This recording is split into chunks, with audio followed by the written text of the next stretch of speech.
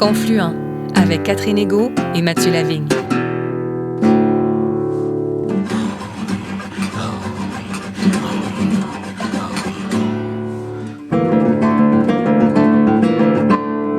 Bonjour Catherine. Bonjour Mathieu. Nous recevons cette semaine Pierre Rousseau, grand spécialiste du droit canadien, mais aussi des traditions juridiques autochtones. Avocat procureur de la Couronne pendant plus de 30 ans, Pierre Rousseau a travaillé de longues années dans les communautés des Premières Nations et dans les communautés inuites du Nord canadien, non seulement dans le cadre du système judiciaire pénal du Canada, mais aussi dans le contexte des approches traditionnelles de règlement des différends des communautés autochtones. Aujourd'hui retraité, il est maintenant coopérant international en Amérique latine et en Haïti dans les domaines de la gouvernance autochtone, du droit pénal et des droits de la personne. En 2019, Pierre Rousseau faisait paraître aux presses de l'Université Laval son premier livre intitulé « Une justice coloniale, le système juridique canadien et les autochtones, témoignage d'un procureur de la Couronne dans l'Arctique canadien ». Dans ce livre, il explique l'échec complet du système judiciaire canadien à l'égard des peuples autochtones. Il dénonce aussi le colonialisme judiciaire canadien qui ne réduit pas la criminalité, mais ne fait au contraire qu'accentuer la récidive et intensifier les souffrances dans les communautés autochtones. Toujours aux presses de l'Université Laval, Pierre Rousseau vient tout récemment de faire paraître Une véritable justice équitable, décolonisée, par et pour les peuples autochtones, un livre qui propose des pistes de réflexion et des solutions pour décoloniser la justice au Canada. Pour éclairer son propos, l'auteur explore notamment les traditions juridiques de plusieurs nations autochtones, des traditions anciennes mais parfaitement arrimées aux réalités actuelles. Soulignant qu'il a beaucoup plus appris de la justice dans les communautés autochtones que sur les bancs de la faculté, Pierre Rousseau préconise un pluralisme juridique qui rétablirait l'autonomie des peuples autochtones en matière de droit.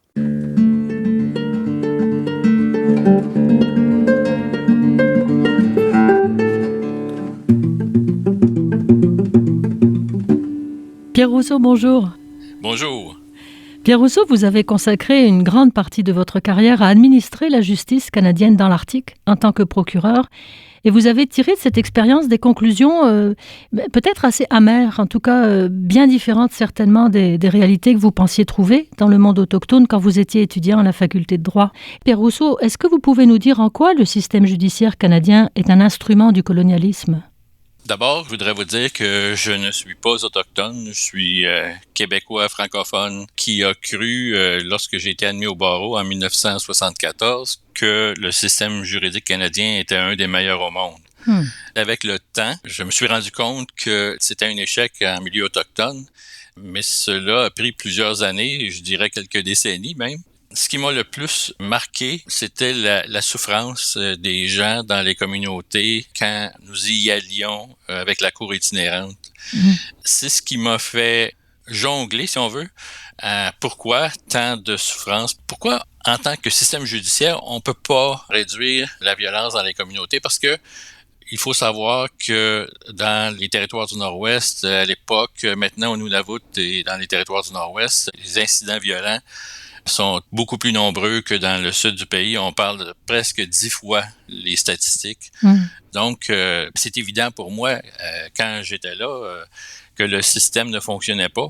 S'il avait fonctionné, on aurait vu une réduction de la violence avec les années. Et puis, comme directeur des poursuites criminelles dans les territoires du Nord-Ouest à l'époque, j'avais la chance de travailler avec ce qu'on appelle des parajuristes. C'était des femmes autochtones qui faisaient le pont entre notre bureau et les communautés, les victimes, les témoins. Et je leur ai demandé, selon vous, qu'est-ce qui fait que le système ne fonctionne pas? Où est-ce que ça accroche? Dans les années 90, il y avait la Commission royale sur les peuples autochtones. D'autres commissions avant ça avaient dit que le système canadien était un échec, sauf qu'on ne disait pas pourquoi. Puis moi, je voulais savoir pourquoi, c'est où qui était le problème. C'est ce qui m'a amené à écrire le premier livre, Une justice coloniale. Puis c'est là où, en 2 ans, on a pu décortiquer, on a pu analyser le système, puis on a pu voir où était le conflit entre ce que nous faisions et la culture des peuples, les cultures des peuples autochtones avec lesquels on travaillait. Et ils sont où ces points de conflit-là, ces incompatibilités-là entre les traditions autochtones et le système judiciaire canadien? Il y en a énormément. En fait, c'est une question de société. Notre communauté euro-canadienne a tendance à être plus individualiste. On appelle ça une société à contexte faible, alors que les sociétés autochtones sont à contexte élevé ou au contexte. L'approche est complètement différente. Je vais vous donner des exemples, mais il y en a tellement. Le fait que le système judiciaire soit contradictoire, ça va à l'encontre des cultures autochtones. Pouvez-vous définir, le principe du système contradictoire? Alors, c'est le fait qu'il y a un juge, qui est une personne indépendante et impartiale, qui va arbitrer ou qui va décider entre deux parties qui sont en conflit. En matière pénale, on a d'un côté, on a le procureur du ministère public, qu'on appelle souvent le procureur de la couronne, surtout hors Québec. Et de l'autre côté, on a l'avocat de la défense. Et les deux sont en conflit. Les deux ont le devoir de démontrer leur cause. Évidemment, le fardeau de la preuve incombe au poursuivant. Mais la défense, elle, son rôle, c'est de soulever un doute raisonnable, donc d'attaquer la preuve de la poursuite. C'est ce qui fait que c'est contradictoire. On est en conflit. Alors que chez les Autochtones, on peut pas résoudre des problèmes par le conflit. C'est contre-intuitif, c'est contre la culture. Au contraire, quand on veut résoudre un problème, on fait ça d'une manière collective, on fait ça d'une manière, comment je dirais, avec un peu d'empathie. Souvent, on entend parler du cercle, le cercle de guérison. On va tenter de trouver une solution pour rétablir l'harmonie dans la communauté, réparer les torts causés pour que le conflit soit réglé, qu'on n'en parle plus. Est-ce que ça veut dire qu'il n'y a pas de notion de punition, par exemple? Bon, évidemment, les traditions autochtones sont très diverses, puis vous en avez vu même en dehors du Canada, en Amérique latine et puis au Groenland, mais est-ce que globalement ce serait un trait des traditions juridiques autochtones de ne pas reposer sur le châtiment? Effectivement, dans la plupart des nations autochtones avec lesquelles j'ai travaillé, il n'y a pas la notion de châtiment. Elle vient avec la colonisation, avec l'évangélisation aussi. On va instiller chez les gens l'idée de châtiment. Ce qui veut dire que aujourd'hui, les communautés autochtones sont conscientes du fait que le châtiment existe. Là, c'est la manière de fonctionner de l'appareil étatique, sauf que ça ne fait pas partie de la fibre de cette culture-là, de sorte que souvent la punition n'a pas de sens. Elle n'opère pas. Puis c'est la raison pour laquelle aussi, entre autres, on n'a pas réduit les taux de criminalité, parce que le fait d'envoyer des gens en prison ne change rien. C'est pas dissuasif. Non, pas du tout. Au contraire, ce que j'ai remarqué, c'est que moi, j'allais dans une communauté où il y avait peut-être 1000 personnes et on avait un rôle, ce qu'on appelle le rôle d'audience, c'est la liste des gens qui comparaissent devant le tribunal. C'est toujours les mêmes personnes. Quand une personne était envoyée en prison, elle revenait 3 mois, 6 mois, 1 an après ou 2 ans après. On a fait des études dans le cadre de la stratégie de la justice autochtone en utilisant les programmes de justice autochtone où il n'y a pas de punition, il n'y a pas de châtiment. C'est un processus complètement intégré à la communauté où on cherche à rétablir l'harmonie puis à réparer les torts causés. Le ministère de la Justice a fait un échantillonnage de dossiers semblables qui étaient d'une part traités par le programme de justice autochtone et d'autre part traités par les tribunaux. Puis on s'est rendu compte que les risques de récidive étaient 2 fois plus élevés si la personne était traduite devant les tribunaux pour le même crime. C'est contre-productif complètement. Ben oui, tout à fait. C'est un des éléments qui fait que comment voulez-vous qu'on réussisse à diminuer la criminalité si on a un outil qui l'exacerbe? Oui. Dans votre description du système contradictoire, vous mentionnez que l'accusé et la victime sont représentés par des gens. Est-ce que ça, c'est aussi étranger aux traditions autochtones? Est-ce que dans les traditions autochtones, les gens parlent pour eux-mêmes ou est-ce qu'ils ont aussi des sortes d'avocats, de représentants? Dans ce que j'ai connu du côté autochtone, les gens sont appuyés par leur famille, mais elles s'expriment elles-mêmes. Dans notre système pénal étatique, la victime, elle, n'est pas représentée. Le procureur du ministère public, le procureur de la poursuite, représente la société. Il ne représente pas la victime. Donc, la victime se retrouve sans représentation. Alors que l'accusé, lui, est représenté par avocat. Et l'accusé, en général, l'avocat va lui recommander de ne pas témoigner, de rien dire, parce que le fardeau de la preuve incombe au poursuivant. Et le juge va décider sur la foi de la preuve qui lui a été présentée sans le témoignage de l'accusé. Alors, pour les gens qui sont dans la salle, les membres de la communauté, Mais ça n'a pas de bon sens. Ouais. Comment le juge peut-il juger un homme, une femme, qui n'a pas témoigné? La seule personne qui a parlé, c'est son avocat. La plupart du temps, l'avocat de l'accusé est un avocat qui n'est pas membre de la communauté, c'est pas un autochtone. Donc, c'est comme un étranger, en fait, des étrangers, si vous voulez, qui viennent dans ma communauté et puis qui font une espèce de spectacle en avant où le membre de ma communauté qui est accusé a rien dit. Mm-hmm. Le système repose uniquement sur la contrainte. On vous prend, on vous met en prison et puis vous ressortez de là un petit peu plus tard et c'est tout. Est-ce que c'est ça qui vous fait dire que c'est une expression du colonialisme? Le colonialisme étant aussi l'idée de ne pas demander leur avis aux gens, en fait? Oui, justement. En fait, c'est une procédure qui tient pas compte de la culture, de la vie, de la langue, de toute la communauté. En fait, c'est complètement étranger. On va envoyer un père de famille en prison pour de la violence conjugale, alors que le reste de la communauté devra s'occuper de la famille qui est restée dans la communauté. Puis, quand la personne revient dans la communauté, on fait un festin. Alors, je pense que c'est normal dans une culture. On est un peu aux antipodes, là, ouais. Oui, mais c'est normal dans une culture où on cherche à rétablir l'harmonie. Mais n'oubliez pas non plus que dans la plupart des cas, quand il y a un procès, ça se passe 1 an et demi, des fois même jusqu'à 2 ans après les faits. Ne pensez pas que pendant ce temps-là, il ne se passe rien dans la communauté. Les gens continuent à vivre ensemble. L'accusé n'est pas nécessairement détenu en prévention. Au contraire, c'est l'exception. Ce qui est normal parce que la personne n'a pas été condamnée. La communauté, donc, va avoir son propre processus de réparation pour essayer de rétablir les ponts, l'harmonie dans la famille. Les gens des 2 familles, quand il s'agit d'une affaire de violence familiale, vont se concerter et puis ils vont arriver à un consensus pour tenter de régler le problème. Bon, ça peut prendre quelques semaines, 1 mois peut-être, et 1 an et demi après, on revient dans la communauté. On rouvre les plaies parce que là, on force la victime à témoigner, on force les témoins à parler. On a les avocats, on a le juge, puis on a finalement soit une déclaration de culpabilité ou pas, mais si oui, on a une peine imposée. Pour la communauté, c'est comme... Il y a un déphasage complet, là. Ben oui, on a tout défait ce qui avait été fait. Vous parliez de la langue à l'instant. Dans les tribunaux, dans le Sud, on va dire, si un accusé ou une victime ne parle pas ni le français ni l'anglais, on va lui fournir un interprète quand même. Est-ce que ça se fait aussi dans le Nord ou dans les communautés autochtones plus au Sud ou non? En théorie, oui. En théorie? Oui, parce que on est tellement éloigné des populations autochtones que ça va arriver souvent que l'interprète, c'est quelqu'un de la communauté qui n'a pas de formation d'interprète juridique.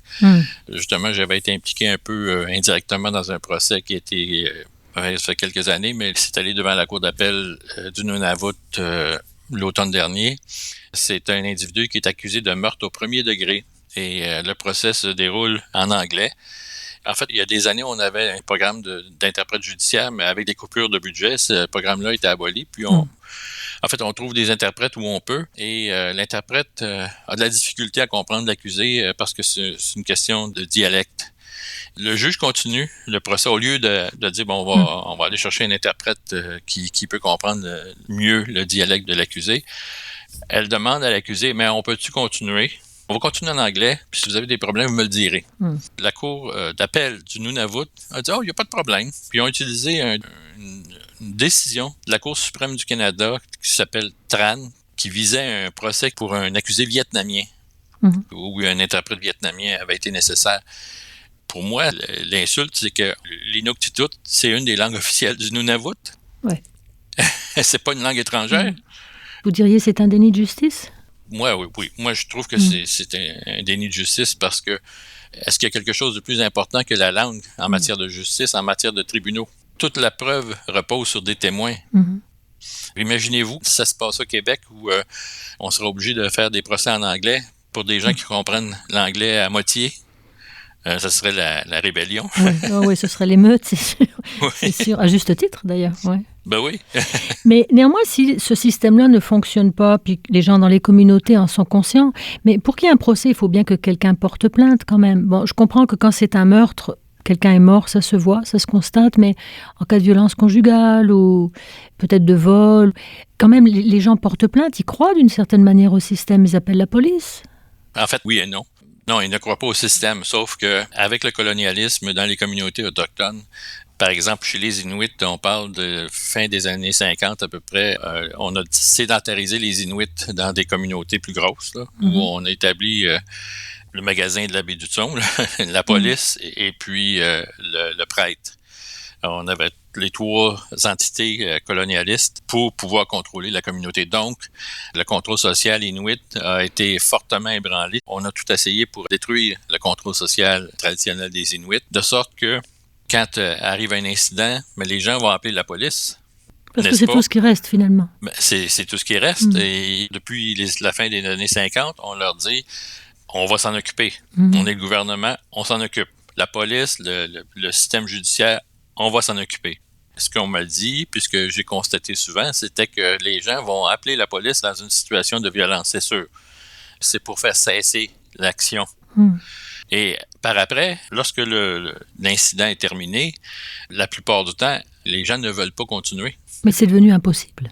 Mais c'est devenu impossible parce que le système a enclenché, les plaintes ont été portées. On perpétue la violence malgré la victime.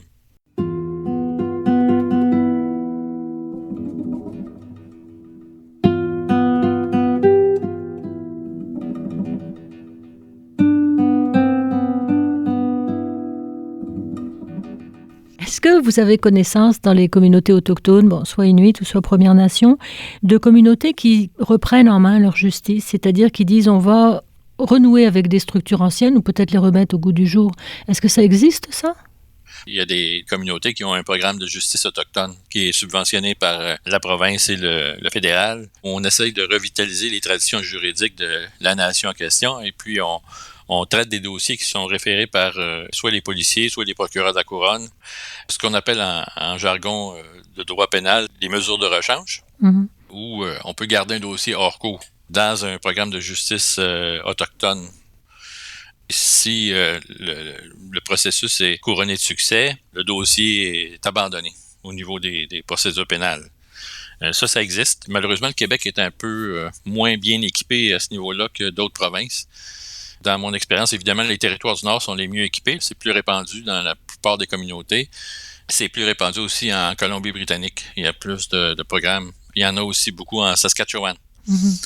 Il y a des provinces qui sont plus rébarbatives au programme, qui veulent moins investir. À ce moment-là, vous comprenez que si les communautés prennent une partie du travail des tribunaux, il faudrait bien que les ressources viennent avec. Et là, est-ce qu'on tombe dans un pluralisme juridique ou c'est plus léger que ça? C'est plus léger. On n'est pas encore... disons qu'au Canada, on connaît le pluralisme juridique, surtout par le fait que le Québec a son propre droit civil. Alors que les autres provinces en matière civile utilisent la common law.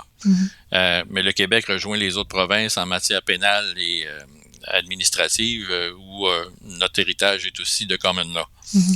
Le pluralisme juridique, c'est formel, c'est-à-dire que les systèmes juridiques sont reconnus par l'État. Dans d'autres pays, les constitutions vont reconnaître les systèmes juridiques autochtones. C'est ce qu'on appelle le pluralisme juridique, où dans le même pays, on a plusieurs systèmes juridiques qui sont reconnus officiellement, qui fonctionnent. Et chacun a sa propre compétence. Ils font chacun leur ouvrage. Vous, ce que vous voulez, c'est une décolonisation. Vous mettez en garde dans votre livre en disant on ne veut pas tomber dans une espèce d'autochtonisation du système juridique étatique. Donc vous faites une distinction entre décolonisation, autochtonisation, puis là on parle de pluralisme juridique. Est-ce que c'est ce pourquoi vous plaidez, vous, l'instauration d'un vrai pluralisme qui tienne compte des traditions juridiques autochtones? Oui, effectivement. Le pluralisme juridique, c'est entre autres, ce serait que les Autochtones aient leur propre système juridique ou est un système qu'ils définissent eux-mêmes. Alors que l'autochtonisation du système actuel, c'est ce qu'on a fait depuis 1991 à peu près. Il y a un juge au Yukon qui a décidé d'utiliser le cercle comme moyen de détermination de la peine. En anglais, on appelle ça un sentencing circle. Ce qui est un bel oxymore, parce que ça fonctionne. C'est deux choses qui sont... sont contradictoires complètement. Sont contradictoires, oui. C'est ça, l'autochtonisation. On appelle ça aussi le système de la pomme, c'est-à-dire qui est rouge en dehors puis blanc dedans. Et c'est le système qui prend des couleurs autochtones Par exemple, la Cour de justice du Nunavut, les juges portent une espèce de bandeau en peau de phoque. Hein? Ça, c'est l'extérieur. Mais il fonctionne comme n'importe quel autre tribunal canadien sans aucune modification. Alors ça consisterait en quoi la décolonisation, puis comment est-ce qu'on la mettrait en œuvre? C'est pas une chose facile, mais on voit comment ça se passe dans d'autres pays. Il faut travailler avec chaque nation autochtone parce que si on veut respecter les cultures et les traditions juridiques des nations, on doit commencer par la communauté. Autrement dit, ce serait que les communautés redéfinissent leurs traditions juridiques, redéfinissent leur système de règlement des différends, des conflits, et qu'elle en informe l'État. Donc, c'est du bas en haut, au lieu d'être l'État qui, ce qu'on appelle la reconnaissance, c'est l'État qui dit « Bon, moi, je trouve que telle nation, les Nisga'a, oui, on va faire un traité, on va imposer des balises, et puis on va vous reconnaître. » Ça, c'est de haut en bas. Ouais. C'est ça qui est typique de l'État, c'est que dans l'accord de revendication territoriale des Nisga'a, on crée un tribunal Nisga'a à l'image de la Cour provinciale de Colombie-Britannique. Tel quel. Ouais, ça, c'est pas la décolonisation. Pas du tout. La décolonisation, c'est que les communautés définissent leur propre système de gouvernance, leur propre modèle de... Et vous iriez communauté par communauté, même pas nation par nation? Ça dépend des communautés, ça dépend des nations. Les nations peuvent choisir de travailler ensemble et de définir leur propre système ou pas de système. On a tendance, nous, les gens de la culture dominante, c'est de penser en termes de système, mais chez les Inuits, il n'y a pas nécessairement de système comme tel. C'est une culture orale où la communauté agit ensemble. J'ai vu la même chose aussi en Amérique latine. Il n'y a pas de procédure et puis de choses comme ça. Ça devient communautaire. Et il n'y a pas nécessairement de système qui va sortir de cette décolonisation. Alors, ce que ça veut dire, c'est que le droit canadien, le droit québécois ne s'appliquerait plus dans les zones de juridiction d'une communauté autochtone. Est-ce que ça va jusque-là? Oui, ça va jusque-là parce que c'est un droit. Mais par contre, les nations autochtones sont tenues quand même de respecter la Charte des droits. Dans les traités internationaux, même la Déclaration des Nations unies sur les droits des peuples autochtones le mentionne dans le cadre d'un respect des droits fondamentaux. Mais en pratique, comme j'ai vu un peu dans certaines communautés qui sont régies par la loi sur les Indiens, il y a souvent des discussions avec l'État pour dire moi, je vais m'occuper de telle chose, puis l'État va s'occuper de telle autre chose. Il peut y avoir une reconnaissance d'une communauté autochtone, de l'application de certaines lois. C'est des choses que la communauté peut décider. En Bolivie, ça s'est fait d'une manière plus formelle. Il y a une loi qui définit les lois qui s'appliquent dans les communautés autochtones de Bolivie. Par exemple, sur le commerce étranger, la monnaie, ces choses-là. Parce que tout ça, c'est une question de territoire aussi. Un droit, ça s'applique sur un territoire. Donc, ce que vous voulez dire, c'est que, par exemple, dans le cas de la Bolivie, les relations avec l'étranger, la monnaie, tout ça, ça s'applique parce que ça reste le territoire de la Bolivie. Oui, l'État plurinational de Bolivie est responsable d'une série de questions. Et puis, chaque nation qui est en autonomie est responsable d'une autre série. Souvent, l'éducation, la justice, ces choses-là, c'est toute de responsabilité de la nation autochtone. L'État et la Première Nation traitent d'égal à égal. Pierre Rousseau, est-ce que vous croyez que ça va se faire, ça? On est entre nous, là. Est-ce que vous pensez dans le blanc des yeux que ça va se faire? Parce que du côté, évidemment, des gouvernements fédéraux et provinciaux, c'est un renoncement à beaucoup de leurs prérogatives. En même temps, ils sont confrontés à l'échec de ce système-là. Est-ce que vous pensez qu'on va vers ça, vers la décolonisation?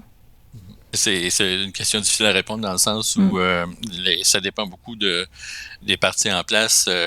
Moi, je suis un peu plus âgé. Je suis peut-être un peu plus pessimiste dans le sens où, par exemple, ici au Québec, au Nunavik, j'étais là dans les années 80 et je vois les mêmes problèmes aujourd'hui en 2023.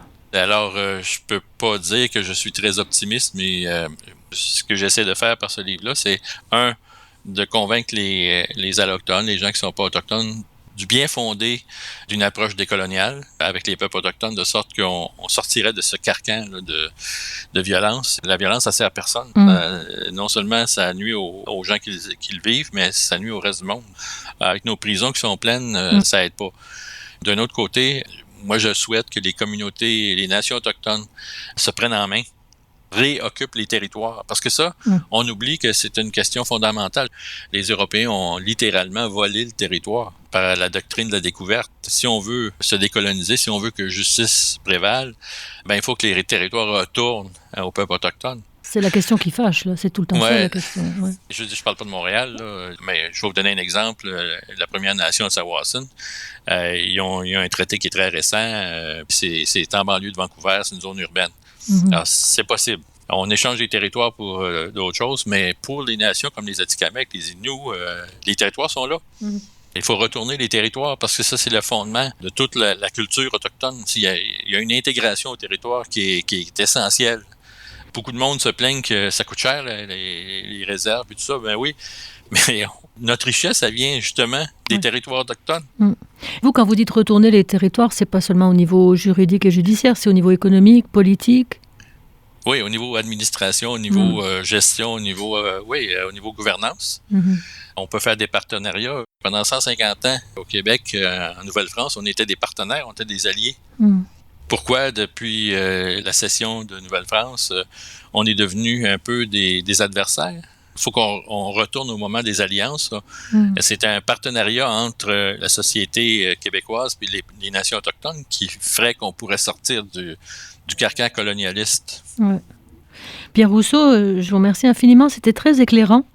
Je rappelle que votre livre s'intitule « Une véritable justice équitable décolonisée par et pour les peuples autochtones » et que ça vient juste de paraître début 2023 aux presses de l'Université Laval. Merci Pierre Rousseau. C'est moi qui vous remercie d'en parler, puis je souhaite qu'on en parle beaucoup plus dans les prochaines années. Ah oui, c'est une lecture extrêmement déstabilisante, mais ça nous fait vraiment voir la question sous un autre jour. Merci. C'est moi qui vous remercie.